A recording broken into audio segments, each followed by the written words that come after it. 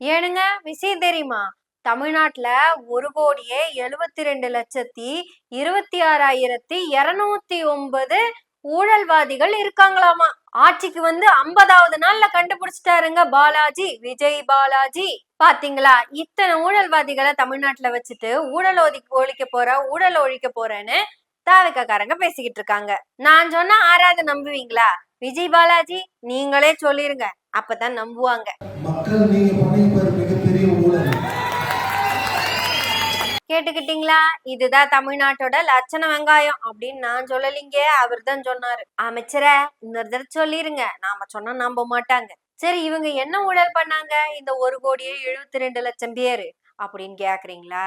1,72,00,000 சொச்சம் பேரு அப்படி சொல்லிக்கலாம். எல்லாம் காசு வாங்கிட்டாங்களாமாங்க. அதிமுக திமுகட்டியும் இப்படி காசு வாங்கினா கேரங்க முடிச்சவங்க தான் இங்க அப்படின்னு நாம சொல்லலீங்க, இந்த அமைச்சரா தான் சொல்லியிருக்கிறாரு. ஐயா சொல்லிருங்க ஐயா, நான் சொன்னா நம்ப மாட்டாங்க.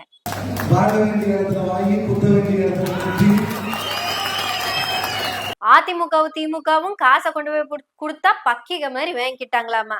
எங்க வீட்டுல 4 ஓட்டு, எங்க வீட்டுல 6 ஓட்டு, எங்க வீட்டுல 8 ஓட்டுன்னு பக்கிக மாதிரி கணக்கு சொல்லி வாங்கினாங்களாமா காசை. இது எதையும் நான் சொல்லலீங்க, இந்த இவர் தான் சொல்றாரு. அமைச்சர் பாலாஜி சொல்லிருங்க. மக்கள் நீங்க பண்ணிப்பாரு மிகப்பெரிய ஊழல். அதுவும் பாத்தீங்கன்னா நீங்க செஞ்சீங்க பாருங்க ஒரு ஊழலே அப்படின்னு அவர் சொன்னதும் கைதட்டினாங்க பாருங்க மக்களே. அங்க நிக்கிறீங்க நீங்க எல்லாம். நம்ம தமிழ்நாட்டுல தாவேக்காக்கு மட்டும்தான் இந்த வசதி எல்லாம் இருக்குதுங்க. நீங்க எல்லாம் ஊழல் செஞ்சிருக்கீங்க அப்படின்னு சொன்னா எல்லாம் கிளாப் பண்ணி சிரிக்கிறாங்க. மக்கள் நீங்க பண்ணிப்பாரு மிகப்பெரிய ஊழல். ஆனா இவையெல்லாம் சேர்ந்துதான் ஊழல் ஒழிச்சே தீரணும்னு ஒத்த கால நிக்கிறாங்களாமா. அதுவும் அரசியல்வாதிகள் ஊழல் எல்லாம் ஒழிச்சுட்டா போதுங்க, இங்க ஊழலே இல்லாம போயிடுமா. இவையெல்லாம் என்ன கணக்குல வேலை செய்யறாங்கன்னு இன்னைக்கு வரைக்கும் நமக்கு ஒன்னும் புரிய மாட்டேங்குதுங்க. ஆனா ஒன்னும் உண்மைங்க, தாவேக்காவை பத்தி யாரும் குறை சொல்லிட முடியாது. அதையும் மீறி யாராவது ஏதாவது குறைய சொன்னீங்க, பல்லு இருக்கிறவன் அப்படின்னு சொல்லி போடுவாங்க. பல்லு இருக்கிறவன் பக்கோடா சாப்பிடலாம், ஊழல் செய்யலாம், லஞ்சம் வாங்கலாம், என்ன வேணாலும் சாப்பிடலாம், யாரு கேட்க போறா?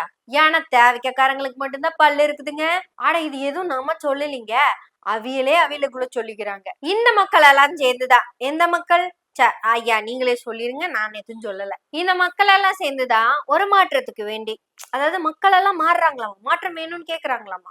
எப்படின்னா காசை வாங்கிட்டு ஊழல் பண்ற இந்த மக்கள் எல்லாம் சேர்ந்து, இந்த ஊழல்வாதிகள் எல்லாம் சேர்ந்துதான் ஊழல் செய்யாத ஒருத்தர் கொண்டு வந்து மேல உட்கார வைக்க போறாங்களாமா. அவ யாருன்னா டாக்ஸ் கட்டாதவராமே, பிளாக் டிக்கெட் லாட்டரி டிக்கெட் வித்தவங்க எல்லாம் நல்லவங்க.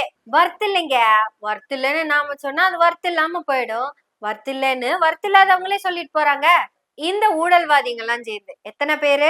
1,72,00,000 சொச்சம் பேரு சேர்ந்து வர்த்தே இல்லாத மனுஷனை கொண்டு வந்து ஒரு வர்த்தான பிளேஸ்ல உட்கார வைக்க போறாங்களாமா. அப்படி உட்கார வச்சவரை தான் இந்த விஜய் பாலாஜியை கூப்பிட்டு நீ அமைச்சராயிக்கோ அப்படின்னு ஒரு பதவியை கொடுத்துருக்கிறாரு. அப்படி கொடுத்துட்டு அவரு சொல்லியிருக்காரு, நீ மக்களை பத்தி கேவலமா பேசு, அந்த நாய்களுக்கு ரோச வெங்காயம் எல்லாம் இருக்குது, நல்லா கை தட்டுவாங்க, நீ பேசு அப்படின்னு அனுப்பியிருக்கிறாரு. இப்பவும் நான் சொல்றது நீதான் சொல்றேன்னு ஏதாவது உங்களுக்கு கோவம் வந்துச்சுன்னா இதான் அமைச்சரே சொல்றாரு, அவங்க கையும் தட்டுவாங்க, என்னன்னு பாத்துக்கங்க. மக்கள் நீங்க பண்ணிப்பாரு மிகப்பெரிய ஊழல்.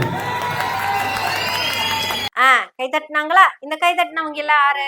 ஆட இந்த கேரக் முடிச்சவங்களத்தான் அவர் அப்படி சொல்லி இருக்கிறாரு. இவியலுக்கு எங்க உரிய போகுது? இது வரைக்கும் வாழ்ந்த தமிழக மக்களுக்கு இப்படி ஒரு நல்ல பேரை யாரும் வச்சது கிடையாதுங்க. ஊழல்வாதிகள் யாரு? மக்கள் ஊழல்வாதிகள். அதுவும் இவியலுக்கு ஓட்டு போட்ட மக்கள் ஊழல்வாதிகள். அதுவும் எத்தனை பேரு? 1,72,00,000 சொச்சம் பேரு. இந்த சொச்சம் ஊழல்வாதிகளை தான் விஜய் பாலாஜி புகழ்ந்து பேசியிருக்கிறாரு. ஆனா இந்த 2026 தேர்தல்ல மக்கள் நீங்க பண்ணிப்பாரு மிகப்பெரிய ஊழல்.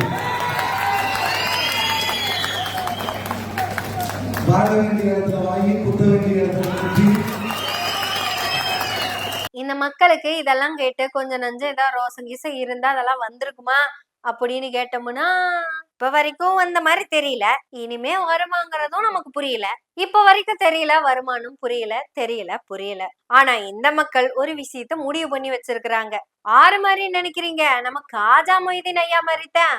அவர் யாரு தெரியுமில்ல? பேராசிரியர். அந்த பேராசிரியர் தான் பயங்கரமான அழுத்தத்துக்கு பணிஞ்சிருக்கிறாங்க. ஏனுங்க பேராசிரியர்?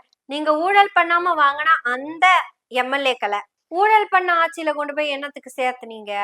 இத கூட நாங்க சொல்லலைங்க பேராசிரியர், அந்த ஊழல் பண்ண மக்கள் தேர்ந்தெடுத்தாங்கல்ல அந்த அமைச்சர் தான் சொல்லி இருக்கிறார். எப்படிங்க ஊழல்வாதிகள்லாம் சேர்ந்து விஜய தேர்ந்தெடுத்தாங்க அப்படின்னு நாம யோசிக்க வேண்டியதா இருக்குதுங்க.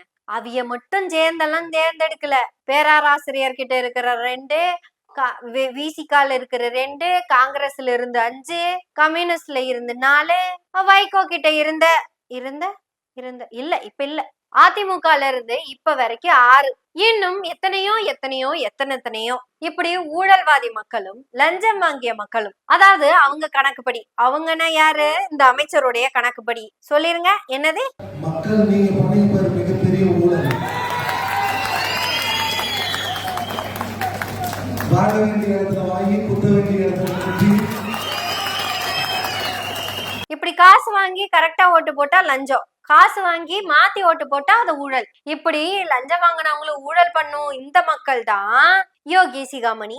நல்லவனுக்கு நல்லவன், குருவிக்கு குருவி, வில்லுக்கு வில்லு, கில்லிக்கு கில்லி, அது போக வேட்டைக்காரன் துப்பாக்கி, இப்படியெல்லாம் இருக்கிற இந்த நல்லவனை குடும்பமே இல்லைங்க, புள்ள குட்டியே இல்லைங்க, அவ்வளவு பெரிய நல்லவருங்க. அது வருத்தில்லாதது அப்படி சொல்லிக்கலாம். அவருக்கு குடும்பம் இல்லைங்க, புள்ளக்குட்டி இல்லைங்க, அது வருத்தே இல்லைங்க அப்படின்னு அமைச்சர் சொல்லல, அவரே சொல்லிக்கிட்டாரு. இப்படி அவரே சொன்னதும் அமைச்சர் சொன்னதும் இவங்கெல்லாம் சேர்ந்து சொன்னதும் தான் ஊழலை ஒழிக்கிறதுக்கான ஒரு உத்தம ஆட்சி 2026ல நம்ம தமிழ்நாட்டுல அமைஞ்சிருக்கு. இந்த ஆட்சியில இவங்க செய்ய போற ஒவ்வொரு காட்சியையும் நீங்க பார்த்து பார்த்து பார்த்து பார்த்து பார்த்து நாங்க அடிக்கடி சொல்லுவோம், இந்த மண்ணை திமுக தான் ஆண்டு கொண்டிருக்கிறதுன்னு. ஒன்னா திமுகவின் ஆட்சி, இல்லைன்னா திமுக ஆட்சியின் நீட்சி. முதல்வர் தாங்க பல்கலைக்கழகத்துக்கே இனி வேந்தரு. இத யார் ஆட்சியில கொண்டு வந்ததுன்னு நம்ம நடிகர் விஜய்க்கு தெரியுமா? சாரி முதல்வர் விஜய்க்கு தெரியுமா? ஏன்னா போன ஆட்சியில எந்த கவர்னரை போய் பார்த்தாரோ அந்த ஆளுநருக்கு எதிராதான் திமுக இப்படி ஒரு சட்டத்தை போட்டு இப்படி ஒரு விஷயத்த தமிழ்நாட்டுக்கு கொண்டு வந்தாங்க. அந்த சட்டத்தை அப்படியே ஃபாலோ பண்ணிட்டு போறவர் தான் ஊழல்வாதிகளால் தேர்ந்தெடுக்கப்பட்ட, ஊழல் செய்ய மாட்டேன்னு சொன்ன உங்களோட ஆட்சி. சிம்பிளா இதை இப்படி புரிச்சுக்கிட்டா போதுங்க. இதை பெருசா காம்ப்ளிகேட் பண்ணி யோசிக்க வேண்டிய அவசியம் நமக்கு இல்லை. இருந்தாலும் கோயம்புத்தூர்காரியா சில கேள்விகள் நமக்குள்ள வரத்தான் செய்யுது. அஸ்திவாரமே இல்லாத பில்டிங் மேல நின்னுட்டு எங்கெங்க வெள்ளையடிக்க போறீங்க? இதுவரைக்கும் இந்த மக்களை இப்படி கேவலமா ஆறாது பேசியிருப்பாங்களா? அட தோத்த கட்சிங்க, மக்களுக்கு போய் நன்றிய சொல்லி மக்களுக்கு நல்லது எதுவோ அதுக்காக குரல் கொடுத்துக்கிட்டு இருக்குது. ஆனா 3ஆம் இடம் முடிச்ச அதிமுக கூட மக்களை இந்த மாதிரி பேசினது இல்லைங்க. ஆனா செவிச்சவங்க இன்னைக்கு வரைக்கும் நன்றி சொல்ல வரல, அது அடுத்த விஷயம். ஆனா கேவலப்படுத்திருக்கு டெகிலி வந்துகிட்டு இருக்காங்க. இந்த கேவலம் எல்லாம் நம்ம மக்களுக்கு வேணுமா அப்படின்னு கேட்டீங்கன்னா கண்டிஷனா வேணுமுங்க. அப்பதான் இந்த கேரக முடிச்சவங்க எனத்துக்கு திட்டிட்டு அமைச்சர் பாஷையிலேயே சொல்லுவான், அப்பதான் இந்த ஊழல்வாதிக திருந்துவாங்க. திருந்துவாங்க நம்புறீங்க? ஆனா நான் திருந்தனுங்க, கண்டிப்பா ஊழல் செய்ய மாட்டேனுங்க, ஸ்வீட் செய்ய மாட்டேனுங்க. நீங்க குடுக்கற பணத்துல இருந்து நமக்கு அடுத்த மாதம் தொடங்கிருச்சு. நீங்க குடுக்கற சப்போர்ட் சடங்க நிறுத்தாம பண்றதுக்காக தான். முடங்கருக்கு நீங்க கொடுத்த பாயில உட்கார்ந்துட்டு சடங்க நிறுத்தாம பண்ணிட்டு இருப்போம். சடங்குன்னா என்ன? பேசுறதுதான். பேசுவோம், சடங்குக்காக இல்லைங்க, பேசுவோம்.